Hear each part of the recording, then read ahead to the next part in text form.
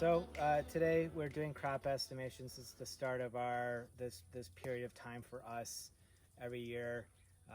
We try to pinpoint when to do crop estimations with what's called lag phase. And lag phase in the berry development after flowering, there's a rapid sizing up of the berry, and then it hits this S curve where the berry is really not changing too much. And then immediately after that veraison starts, the sugar importation, everything starts really kicking off, and it turns into what we know as a grape. You know, the color will change in Pinot Noir in this vineyard.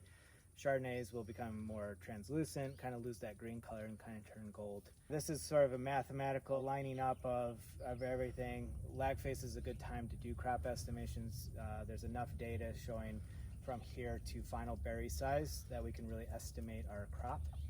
The reason we're doing it here is I think it's also qualitative. We want to be able to understand our yields in that vineyard. Some vineyards can handle higher yields, some can't. It's not better or worse. It's just really dependent on that terroir or that site. So here at El Diablo, the spacing is very tight. It's a 6x4 spacing. That's 1,815 vines per acre. So even with the same amount of potential pounds per vine or the tons per acre, you could potentially have more tons off this property. It's a big misunderstanding, I think, tons per acre when people hear 2 tons or 3 tons. Really depends on the vine space and the location. So from here, this data kind of tells us what does the yield look like. It's also getting us out in the vineyard right before veraison. So if we can catch this at the right time, crews can come in and adjust the crop if we want. If it happens after veraison, you see less qualitative improvements in terms of ripening. People still do some adjustments at the tail end of veraison, and that's more for a desired uniformity, but the data gets a little weaker the farther and farther you go out towards harvest. So we just finished our Pinot Noir. We're going to head over to the Chardonnay, and we'll catch up with Rachel on what we have found here. Hey guys, we just finished our crop estimations in the vineyard at El Diablo.